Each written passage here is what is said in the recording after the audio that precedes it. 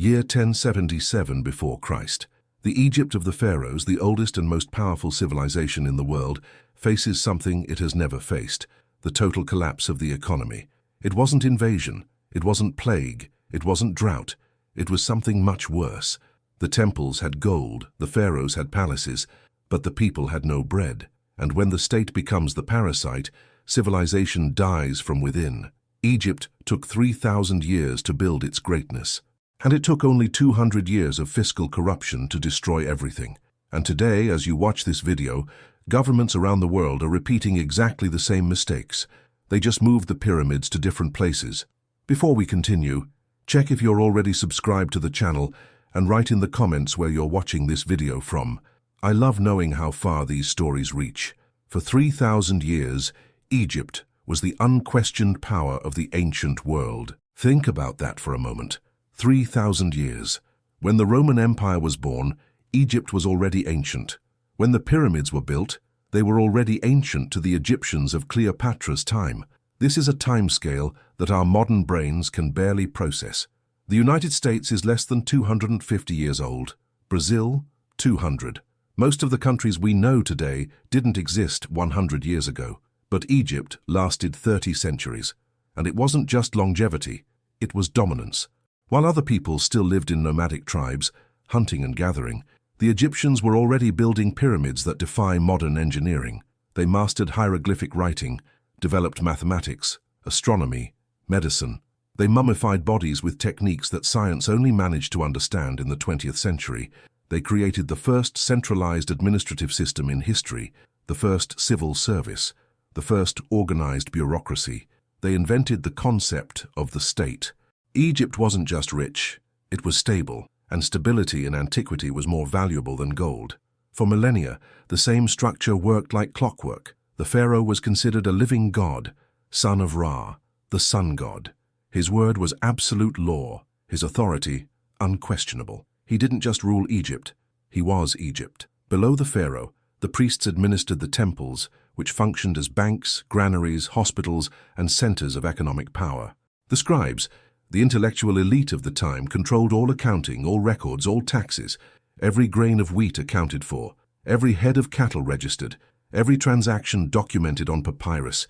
And at the center of everything, the Nile, the river that guaranteed abundant harvests every year, the river that flooded with mathematical precision, fertilizing the banks, allowing 3 annual harvests in some regions, the river that transformed a desert into a granary. Egypt didn't need to wage war constantly like other empires. Sure, there were military campaigns, in Nubia, in Syria, in Libya, but Egypt's strength wasn't in its legions, it was in its economy. A quarter of the ancient world traded with Egypt.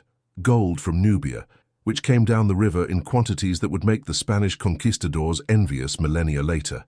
Cedar from Lebanon, the most valuable wood in antiquity, essential for shipbuilding. Incense from Arabia, used in all religious rituals of the Mediterranean. Lapis lazuli from Afghanistan, ivory from Central Africa, and Egyptian linen, the silk of antiquity, white, fine, soft. Everyone wanted it, from the kings of Mesopotamia to Greek merchants to Hittite princes. Wearing Egyptian linen was a status symbol in the ancient world. The pharaohs didn't need to conquer by brute force.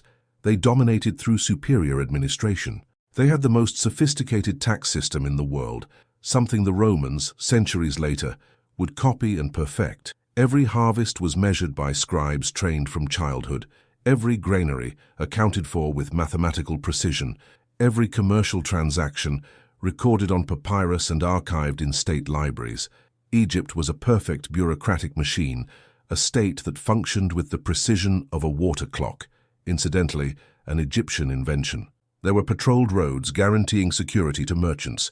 There was a judicial system with written laws. There were hospitals in the temples. There were schools for scribes. There was even a welfare system. The workers of the royal tombs received monthly rations of grains, oil, and beer. The Egyptians invented the concept of regular salary. They invented state bureaucracy. They created the first complex system of public administration in history. And for millennia, it worked perfectly. But here's the problem with perfect systems. They tend to believe in their own perfection. And when they stop adapting, when the bureaucracy begins to serve itself instead of serving the people, when the system becomes its own end, That's exactly what became its curse. Because when bureaucracy stops serving the people and begins to serve only itself, when taxes stop financing the common good and begin to finance only the luxury of the elites, when the state stops being protector and becomes predator, the empire begins to rot from the inside out, and nobody notices until it's too late. But behind the glory of the pyramids, behind the gold of the temples, behind the pomp of the pharaohs, something deadly was growing in silence. A disease that would take centuries to manifest, but when it did, it would destroy 3,000 years of civilization in just 2 generations. It all began in the New Kingdom, around 1200 before Christ. Egypt was at the absolute height of its power. Ramesses II, the Great, had just ended his 66-year reign, one of the longest and most prosperous in history. He had built colossal monuments, Abu Simbel, the Ramesseum, parts of Karnak and Luxor.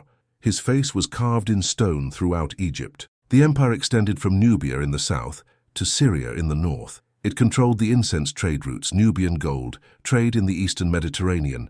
The economy functioned like clockwork. The granaries were full. The army was strong. Peace reigned. It was the apogee, the peak, the moment of greatest glory that Egypt would ever know. But there was an invisible problem, a silent cancer growing in the bowels of the state. Something that didn't appear in official records, wasn't carved in temples, wasn't celebrated in royal inscriptions. The system was swelling. You see, for centuries, Egyptian temples functioned as multifunctional institutions. They were religious centers, yes, but they were also banks, hospitals, schools, communal granaries. They fulfilled essential social functions. The priests weren't just religious. They were administrators, doctors, teachers, accountants, and they were rewarded for it. The pharaohs donated lands to the temples. It was a way to ensure that religious institutions could fulfill their social functions without depending entirely on the royal treasury. But over the centuries, especially during the New Kingdom, something changed. The temples began to accumulate disproportionate economic power. During the reign of Ramesses III, the numbers are shocking. The temples controlled 15% of all fertile lands in Egypt. 15%. And that's just the land. We're not counting the cattle, the slaves, the workshops, the boats, the granaries. The Temple of Amun in Karnak alone possessed more than 80,000 workers, 421,000 head of cattle, 433 gardens, 691,000 acres of land, and 83 ships, a single temple. To put it in perspective, this temple alone had resources equivalent to a medium-sized country of the time. And here's the crucial detail. The temples were exempt from taxes. They collected tributes from the peasants who worked on their lands. They administered granaries and lent grain at interest. They charged fees for religious services, but they paid nothing to the state. The priests became a class apart, extremely wealthy, powerful, politically influential. At some moments in Egyptian history, the high priest of Amun rivaled the pharaoh himself in power. Meanwhile, on the other side of the equation, the pharaoh spent colossal fortunes. Each new pharaoh needed to prove he was greater than the previous one. More temples, more statues, more obelisks, more gold, more funerary complexes. Ramesses II built more monuments than any other pharaoh, but he also spent more than any other. The military campaigns in Syria against the Hittites cost fortunes. The Battle of Kadesh, although celebrated as a victory in the temples, was actually a costly draw that drained resources for years. And then there was the constant need to keep the bureaucratic machine running. Thousands of scribes, thousands of officials, thousands of soldiers, all needed to be paid, all needed grain from the royal granaries. To finance all this, the state did what all bankrupt empires do. It raised taxes. First, subtly, a 5% increase here, then 10% there, then a bit more. They increased the tribute on harvests. Peasants who previously delivered 20% of production now delivered 30%, then 40%. In some regions it reached 50%. Half of everything you produced went to the state. Then came taxes on cattle, on trade, on transactions, on inheritances, on properties, on everything. And the collection methods became increasingly violent. The scribes, who had once been respected public officials, mediators between the state and the people, became hated tax collectors. They arrived in villages with armed escort, soldiers, batons. They measured the harvests, calculated the tributes, and took more than half. If you contested, you were beaten. If you didn't pay, they confiscated your tools, your cattle, your land. In extreme cases, your family was enslaved. There are papyri from the time, real records, not propaganda, that document peasants being beaten for failing to pay taxes. There are images in tombs showing collectors beating debtors. Egypt coined a phrase that would echo throughout history, a phrase that perfectly summarizes the distortion the system had become. The scribe does not carry bricks, he counts them. It was a veiled criticism. The scribe didn't produce anything, didn't plant, didn't build, didn't create value. He only extracted value from others' work. But the worst part wasn't the tax itself. Tax, in theory, finances, infrastructure, defense, justice, public services. The problem was where the money was going. The pharaohs didn't invest in productive infrastructure. They didn't open new irrigation channels to increase cultivable area. They didn't modernize the granaries. They didn't improve the roads. They didn't better protect trade routes. They didn't finance agricultural innovation. They built pyramids for themselves, increasingly elaborate tombs, increasingly grandiose temples, increasingly colossal statues, increasingly extravagant luxury. The people's money went to glorify the dead, not to improve the lives of the living. Meanwhile, the temples grew exponentially richer. The priests lived like kings. They wore fine linen. They ate meat every day, something rare for most Egyptians. They had servants, properties, political power, and they didn't pay a single grain of wheat in taxes.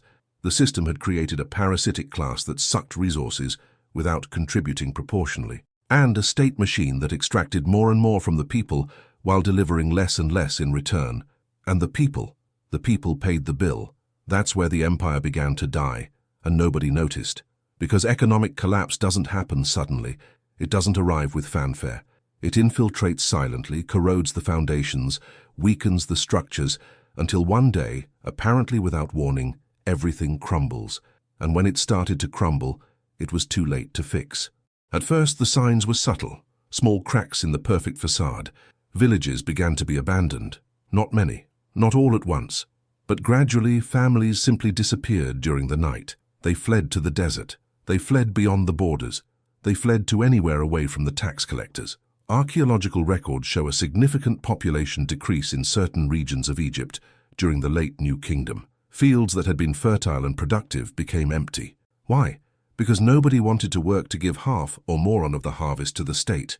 The logic was simple and brutal. If you work all year, plant, cultivate, harvest, and then the state comes and takes 50% or more, why work? Why produce more than the absolute minimum to survive? Productivity plummeted, not because the Egyptians became lazy, but because the system destroyed the incentive to produce. But this still wasn't the worst part. The corruption system began to spread like gangrene. You see, when taxes are too high, when oversight is oppressive, when the state becomes predator, corruption isn't just probable, it's inevitable. The scribes, who had the power to measure harvests and calculate taxes, realized they could falsify records. It was easy.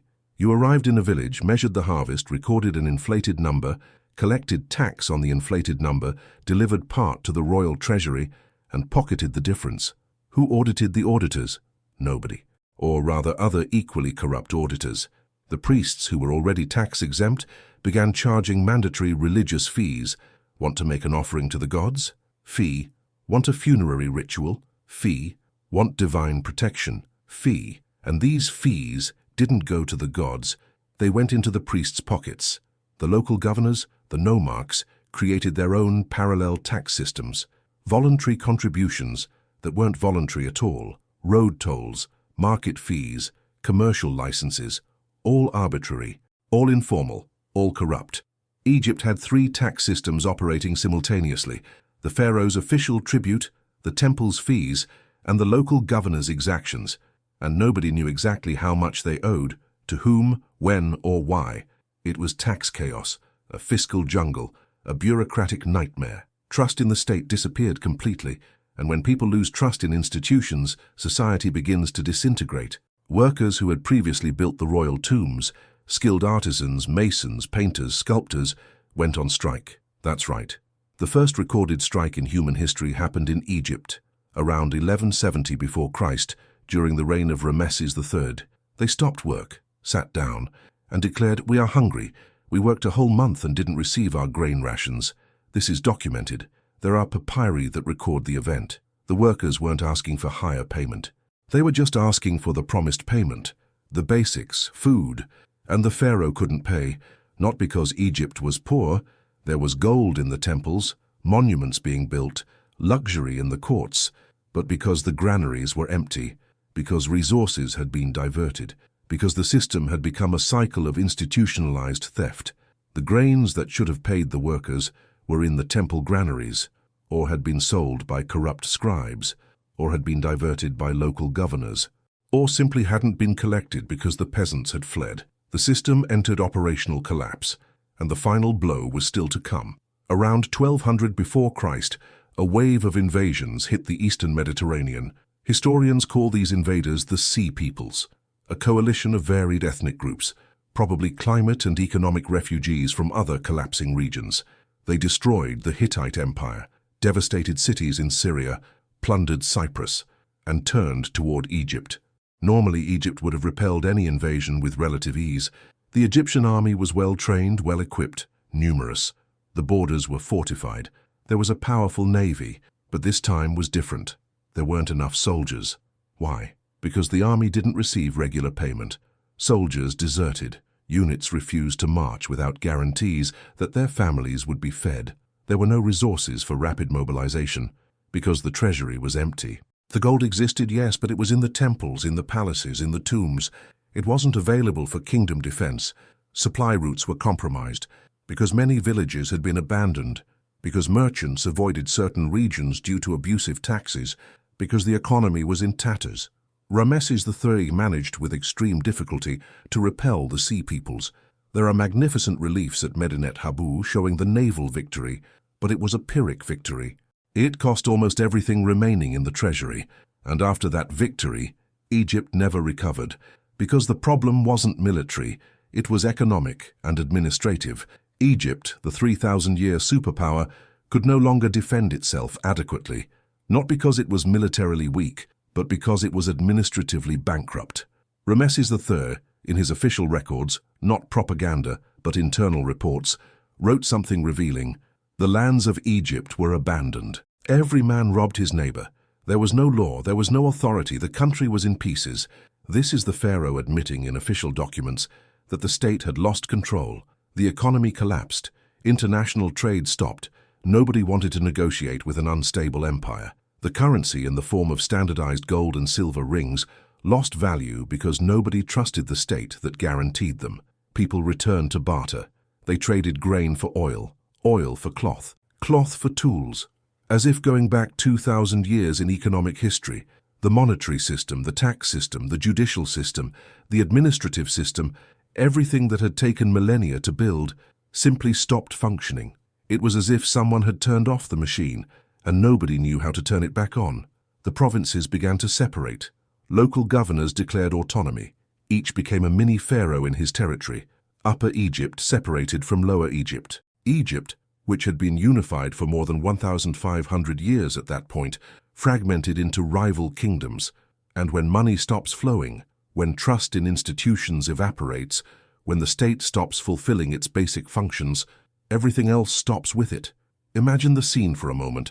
Visualize the royal granaries, which for centuries had always been full, now empty, dust where there had been mountains of wheat, rats running through corridors that had previously been patrolled 24 hours a day, the markets of the great cities, which had previously bustled with merchants from throughout the Mediterranean, now silent, empty stalls, deserted streets, the smell of spices replaced by the smell of abandonment.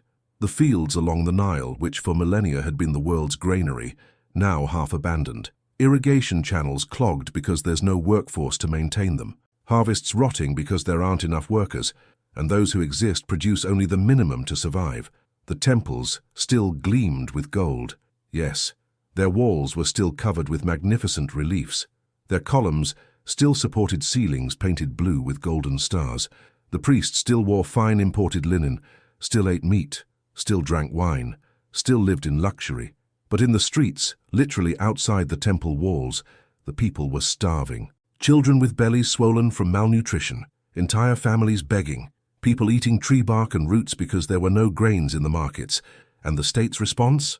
More taxes, more confiscations, more violence. Something unthinkable began to happen. Pharaoh's tombs were looted. We're not talking about common thieves climbing pyramids at night. We're talking about officials of the state itself. There are records of trials, yes, official trials, of necropolis workers who were caught stealing gold from mummies. And their defense? We haven't received our salaries for 6 months. Our families are hungry. We had no choice. Tomb guards becoming tomb robbers because the state didn't pay them. Imagine the irony. You spend your life guarding the sacred tomb of a god pharaoh, and one day you decide to loot it because you're desperate. The pharaoh's authority, which for 3,000 years had been considered divine, absolute, unquestionable, became a joke. The pharaoh was the son of Ra, the incarnation of Horus, the representative of the gods on earth. His word was law, his will was sacred. But now people laughed secretly, made jokes, questioned openly. Some even cursed the pharaoh in graffiti. Yes, there are graffiti from that time that survived, and some are quite explicit. When the people lose respect for the leader, power evaporates. It doesn't matter how many soldiers you have, how many laws you write, how many punishments you apply. If the people no longer believe, it's over. The provinces separated definitively. Each local governor became a mini-pharaoh. Thebes had its pharaoh, Tanis had another, Heracleopolis had yet another. At one point, there were 5 or 6 simultaneous pharaohs, each controlling pieces of what had once been a unified empire. Egypt entered what historians call the Third Intermediate Period, an academic euphemism for total chaos. The empire that built the pyramids, that dominated Mediterranean trade for millennia, that invented state bureaucracy, that created one of the longest and most stable civilizations in human history, was now broken, not by external invasion, not by natural disaster, not by plague or drought, but by administrative self-destruction. The state had become so corrupt, so bloated, so parasitic, so disconnected from the people's real needs, that it devoured its own civilization, like a serpent swallowing its own tail, like a parasite killing the host, like cancer destroying the body. And when you look at the records, when you read the papyri, when you see the archaeological evidence, one thing becomes crystal clear. Nobody invaded Egypt and destroyed its economy. Egypt destroyed its own economy through mismanagement, systemic corruption, confiscatory taxes, and a bureaucracy that existed only to perpetuate itself. And now comes the truly frightening part, the part that should make you stop and think. Because everything, absolutely everything that happened in ancient Egypt is happening today, in 2025, in the modern global economy. Every mistake, every distortion, every sign of collapse. Only the names have changed. The pyramids have different forms. But the essence is identical. Let's look at concrete parallels. Egypt charged 50% taxes on production. Today, adding direct and indirect taxes, countries like Brazil, France, Belgium, Sweden, and Germany tax between 40% and 50% of a citizen's total income, sometimes more. In Brazil, when you add IRPF, INSS, ICMS, ISS, IPI, PIS, COFINS, IPTU, IPVA, and all the other dozens of acronyms, the average citizen works until July or August just to pay taxes, half the year, exactly like ancient Egypt. Egypt had 3 overlapping tax systems, from the pharaoh, the temples, the governors. Today we have federal, state, municipal taxes. We have regulatory fees, mandatory contributions, sectoral tariffs. A Brazilian entrepreneur needs to deal with more than 90 different taxes. 90. He needs accountants just to calculate how much he owes, to whom, when. The cost of tax compliance in Brazil is one of the highest in the world. It's the same tax confusion that destroyed Egypt. Egypt diverted public resources to build pyramids while the people starved. Today, governments spend billions on World Cup stadiums that are abandoned afterward, on megalomaniacal events, on overpriced pharaonic projects. Brazil spent more than 30 billion reais on the 2014 World Cup, 30 billion, while hospitals were collapsing, while schools didn't have desks, while basic infrastructure was rotting. They're the modern pyramids, monuments to political ego, luxury for the elite. And the bill. The bill is always the people's. Egypt had a bloated bureaucracy that consumed more than it produced. Today, the public sector in many countries consumes more than 50% of GDP. Excess employees, unnecessary positions, departments that exist only to justify the existence of other departments. In Brazil, there are more than 11 million public employees, many essential, of course, teachers, doctors, police. But there are also thousands of commissioned positions, advisors, secretaries of secretariats, coordinators of coordinations, entire structures that don't produce value, only consume resources, exactly like the Egyptian scribes who don't carry bricks, only count them. The Egyptian priests were tax-exempt. Today, politicians, judges, and high officials have tax benefits, allowances, exemptions, and perks that the common citizen will never have. Housing allowance for those already earning $30,000 per month, suit allowance, food allowance that pays for five-star restaurants, official cars, drivers, advisors, office budgets without oversight, and many of these privileges tax-exempt or preferentially taxed, a class apart, just like the priests of Amun. Corruption in Egypt was systemic. Everyone stole because the system allowed it. Today, corruption scandals repeat cyclically because institutions are captured by the same interests they should oversee. In Brazil, Mensalão, Petrolão, Operation Car Wash. And then everything returns to normal. The same structures, the same practices, sometimes even the same people. Because the problem isn't individual, it's systemic. The system was designed, or evolved, to allow resource extraction without real accountability. In Egypt, the people lost trust in institutions. Today, surveys show trust levels in governments, parliaments, and judicial systems at historic lows throughout the Western world. People no longer believe the system works in their favor. They see the system as something to be avoided, circumvented, resisted, not as something to be supported. And when that happens, society begins to fragment. People withdraw, stop participating, stop producing beyond the minimum, flee to informality, evade taxes when they can, emigrate when they're able. Exactly like the Egyptian peasants who abandoned their lands and fled to the desert. Egypt entered cycles of inflation and devaluation. Today, since 2020, we've lived through the biggest inflationary wave in 40 years. The dollar has lost 25% of purchasing power since 2020, the euro similar. Currencies of emerging countries even worse, and the government's response? Print more money, increase debts, postpone the problem, exactly like the pharaohs who minted copper and called it silver. Egypt raised taxes to finance unsustainable spending, which reduced productivity and growth. Today, countries raise taxes to cover deficits, but this slows the economy, reduces future revenue, forcing new increases. It's a vicious cycle. The Laffer curve isn't conspiracy theory. It's basic mathematics. Beyond a certain point, more taxes generate less revenue because they destroy the incentive to produce.